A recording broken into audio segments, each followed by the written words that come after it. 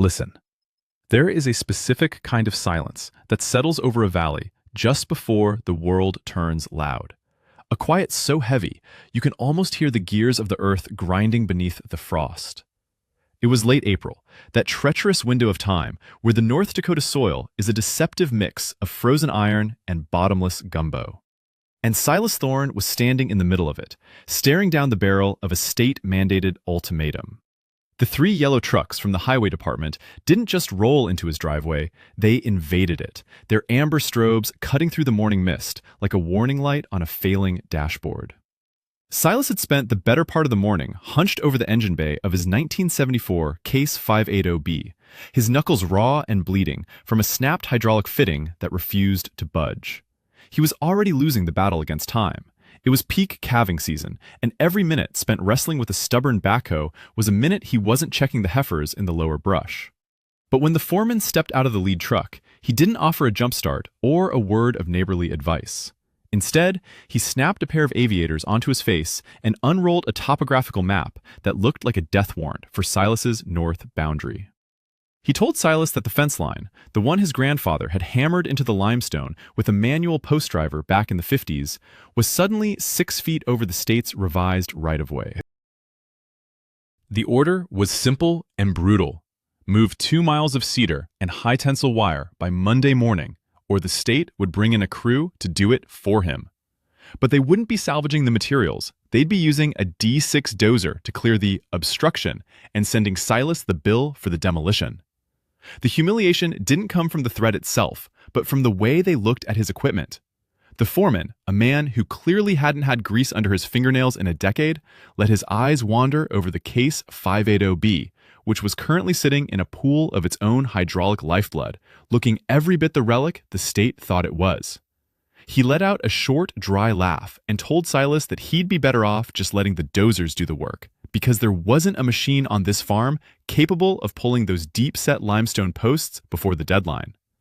It was a calculated insult, a public stripping of his dignity right there in his own dirt. Silas looked at his hands, blackened by oil and the grit of the prairie, and then at the fence line that held his history together. If he lost that fence, he lost his perimeter. If he lost his perimeter, the herd would scatter into the state highway, and the liability alone would finish what the highway department had started.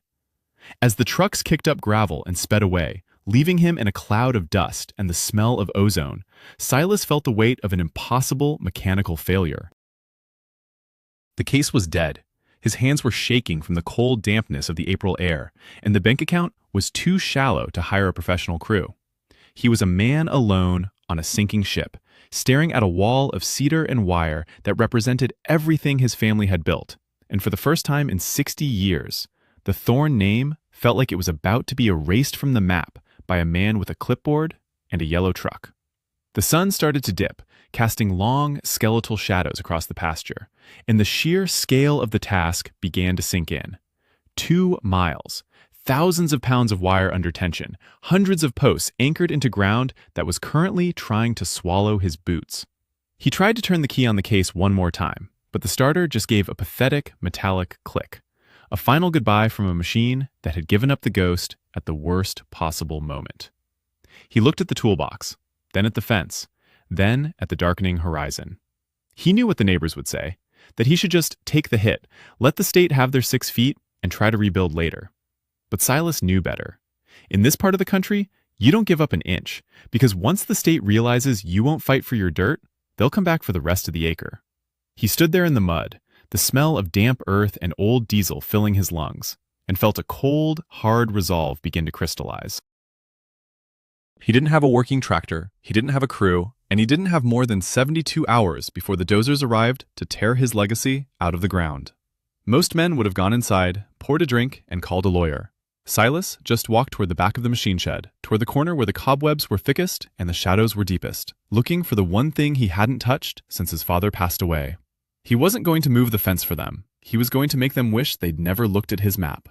By the time Saturday morning bled into the gray light of a North Dakota spring, the pressure wasn't just a mental weight. It was a physical force pressing against Silas's chest. The trip into town to the only dealer within 50 miles was supposed to be his lifeline, but the atmosphere at Midwest Equipment felt more like a wake than a workshop.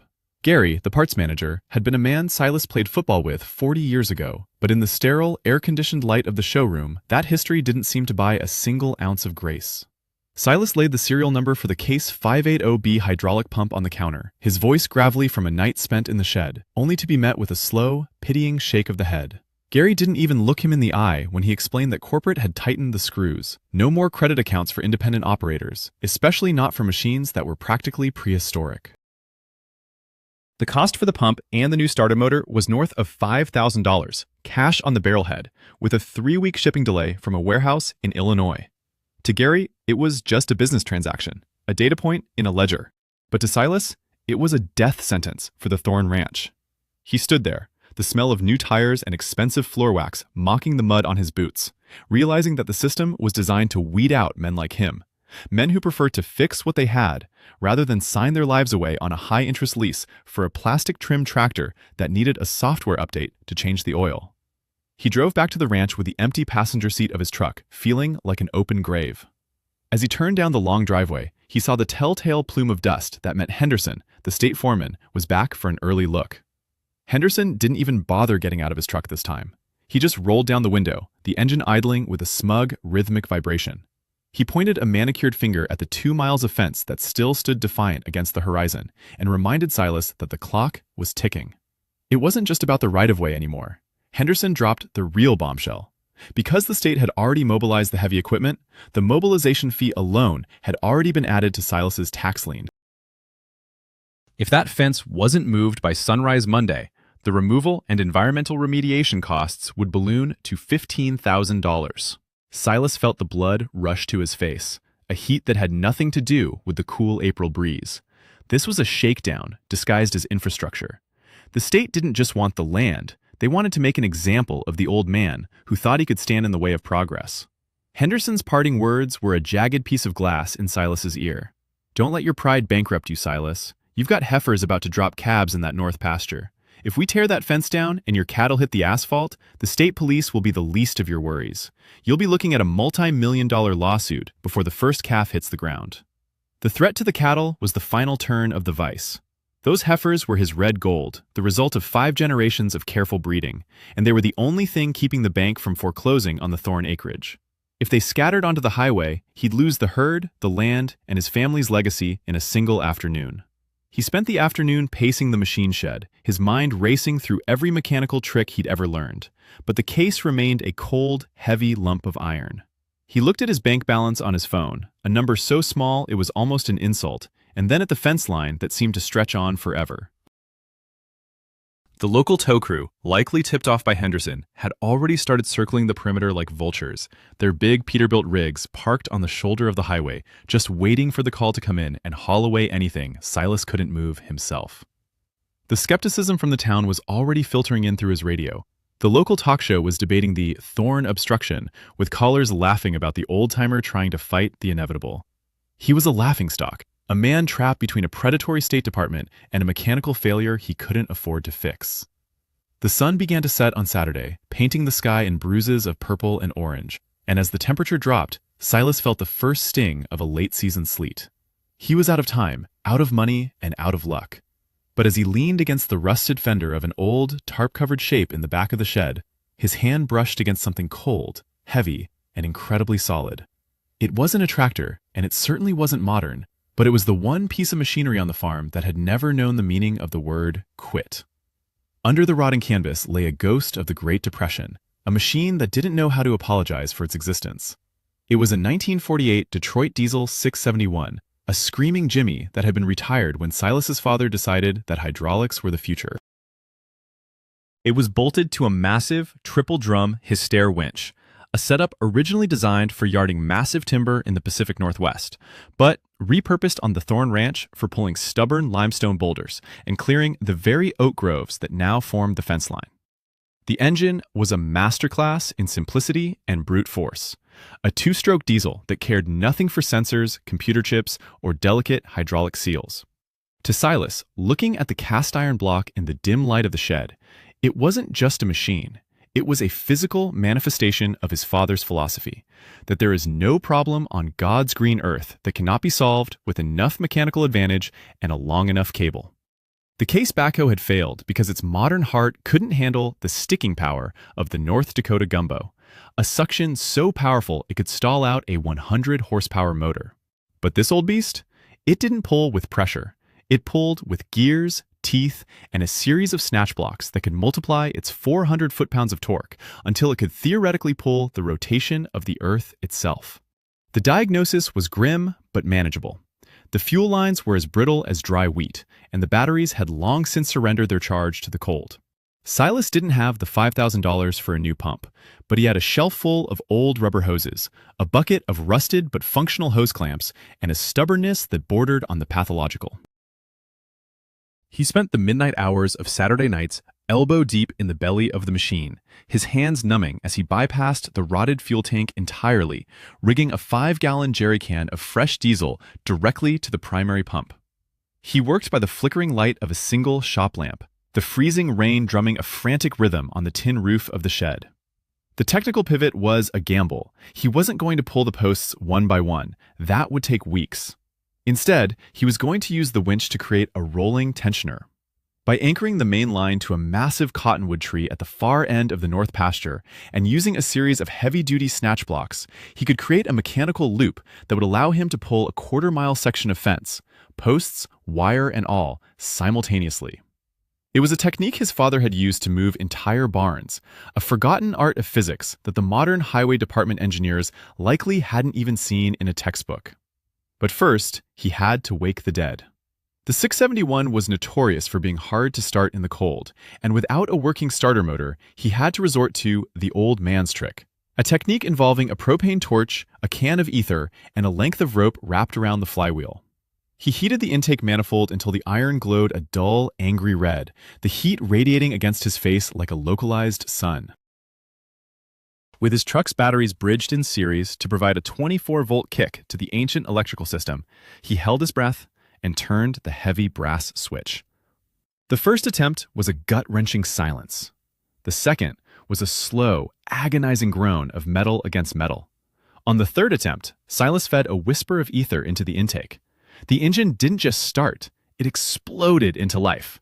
The twin-lobed blower screamed a high-pitched, terrifying howl that echoed off the hills, and a cloud of black, unburnt carbon soot filled the shed, coating everything in a layer of defiant soot.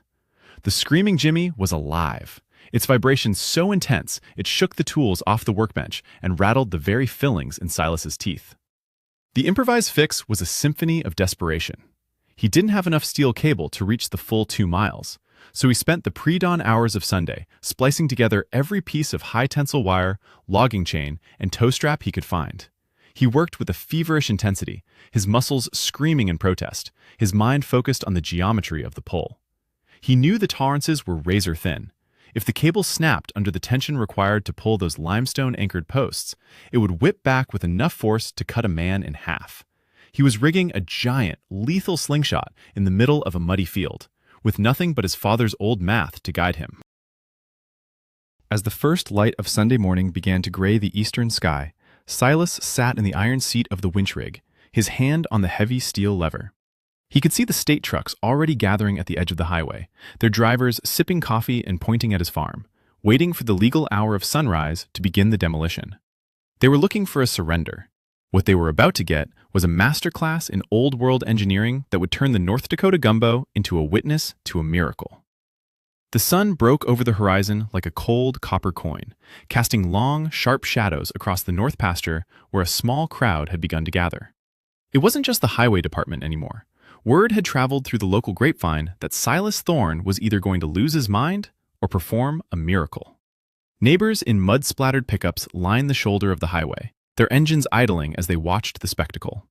Henderson was there, leaning against the hood of his state truck with a clipboard in one hand and a thermos in the other, a look of bored impatience on his face. He looked at the ancient winch rig, then at the tangled web of cables and snatch blocks Silas had rigged to the cottonwood tree, and let out a laugh that was heard clearly by the men standing nearby. He told his crew to get the dozer warmed up, loud enough for Silas to hear, shouting that he didn't have time to watch an old man play with scrap metal. He checked his watch and called out that Silas had exactly 60 minutes before the right-of-way became state property by default.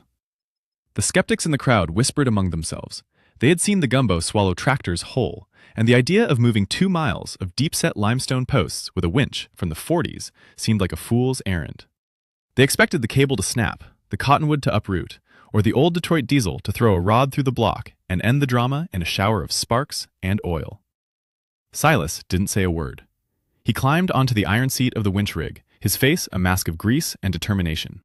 He reached out and throttled up the 671, and the screaming Jimmy responded with a roar that silenced every other sound in the valley. The high-pitched whine of the blower climbed to a terrifying crescendo, a mechanical scream that felt like it was vibrating the very soil beneath the spectators' boots. Silas eased the clutch in, and the massive drum began to turn, taking up the slack in the mile-long cable. The line rose out of the mud, dripping with wet earth, and hummed with a low, predatory tension that made the neighbors scramble back from the fence line. For a heartbeat, nothing happened. The engine groaned, the exhaust stack belched a column of thick, black soot into the clear morning air, and the cable vibrated so violently it became a blur. Then, a sound like a gunshot echoed across the field. The first limestone post, anchored 3 feet deep in the frozen ground, let out a sickening crack as the suction of the gumbo finally broke. Then another, and another. Instead of pulling the posts out of the ground, the rolling tensioner system began to slide the entire 2-mile section of fence laterally, moving the posts through the mud like a hot knife through butter. The reversal was instantaneous and total. Henderson's jaw dropped, his clipboard forgotten on the hood of his truck, as he watched the obstruction migrate 6 feet back from the highway in one continuous synchronized motion. It wasn't a demolition. It was a relocation. The fence stayed upright, the high tensile wire remained under tension, and the limestone posts simply carved new paths through the earth, guided by the immense mechanical advantage Silas had engineered in the dark. The neighbors began to cheer, a raw, spontaneous sound that rose above the scream of the diesel engine. They saw a man who had been counted out, a man the state had tried to bankrupt, using the very tools of his ancestors to rewrite the rules of the game. Silas kept his eyes on the cable, his hands steady on the levers, feeling the heartbeat of the machine through the iron seat. He wasn't just moving a fence, he was reclaiming his reputation. By the time the winch drum slowed and the engine returned to a rhythmic, pulsing idle, the entire north boundary had been moved exactly 6 feet and 4 inches back from the state's line. Silas had met the deadline with 20 minutes to spare, and he had done it without a single state dozer touching his dirt. He climbed down from the rig, his legs shaking but his head held high, and walked straight up to Henderson, who was staring at the perfectly straight, newly positioned fence line in stunned silence. Silas didn't ask for an apology. He just held out his hand for the inspector's sign-off sheet, the black grease on his palm a badge of honor that no bureaucrat could ever earn. The silence that followed the final shuddering breath of the 671 was more profound than the roar that preceded it. It was the absolute ringing quiet of a victory that nobody expected. For a long, heavy minute, the only sound was the metallic tink-tink of the cooling cast-iron block and the distant, rhythmic call of a red-winged blackbird.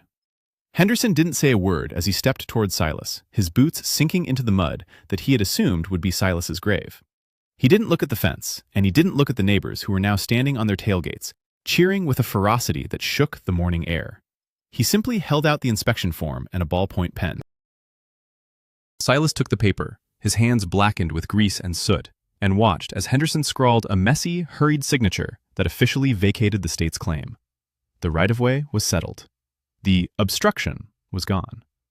The foreman turned and climbed into his truck without a glance back, the yellow strobes of the lead vehicle flicking off like a dying flame as the convoy of dozers and trucks retreated down the highway. They had come to take 6 feet of dirt and a man's dignity, but they were leaving with neither, chased off by a machine that had been built before Henderson's father was born. As the dust settled, the neighbors descended on Silas. It wasn't the polite, distant greeting of people who felt sorry for him. It was the handshake of equals who had just witnessed a masterclass in survival. They ran their hands over the massive Hister winch, marveling at the sheer, brutal simplicity of the rig. To the modern world, this was scrap metal, a carbon-belching relic of a dead era. But to the men who worked this land, it was a holy relic. It was proof that the systems built to squeeze the independent operator, the high-interest loans, the dealer-only repairs, the bureaucratic land grabs, still had one fatal flaw. They couldn't account for a man who knew his own machines. Silas looked past them, his eyes finding the north pasture. The first of the red heifers was up on her feet, licking a brand new calf that was struggling to find its legs in the April sun. The herd was safe. The perimeter was intact. The bank would get its payment, and the Thorne Ranch would see another winter. The humiliation that had nearly broken him on Friday morning was gone, replaced by a cold, quiet pride that didn't need to shout to be heard. The lesson Silas left in that muddy field is one that every person working a piece of ground needs to hold close. The world is always going to tell you that you're obsolete. It's going to tell you that unless you have the newest code, the shiny paint, and a subscription to a service manual, you're just an obstacle in the way of progress. But real progress isn't found in a showroom. It's found in the grit to keep your legacy alive when the odds are stacked against you. It's the mechanical wisdom that lives in your hands, the ability to see a solution where everyone else sees a problem. Silas Thorne didn't just move a fence. He moved the needle on what it means to be a steward of the land. He reminded us that the things our fathers built weren't just tools, they were promises that we wouldn't be easily erased. The Case 580B would eventually get its parts, and life would return to its normal, grueling pace. But the screaming Jimmy wouldn't be going back under the tarp. It would stay in the front of the shed, its iron face a warning to any bureaucrat with a map that the Thornes don't move an inch unless they choose to. The story of that morning spread through the county like a prairie fire, a legend of old iron and older determination that gave every struggling rancher a reason to keep the keys to their oldest tractor. It was a reminder that the loudest voice in the room isn't always the one with the most power. Sometimes the most powerful voice is the one that screams through a two-stroke diesel blower at sunrise, telling the world that you're still here and you aren't going anywhere. Silas finally walked toward the house, the smell of coffee and a warm kitchen finally pulling him away from the field. He stopped at the gate, looked at the perfectly straight line of his new boundary, and felt a peace that no amount of money could buy. He had defended his home, his herd, and his name. And he had done it with the very things the world told him to throw away. We all have that one machine that everyone else calls junk, the one you keep around because you know, deep down, it's the only thing that will stand by you when the chips are down. What's that one piece of equipment on your farm that you'll never, ever part with? Share your story of the machine that saved the day in the comments below.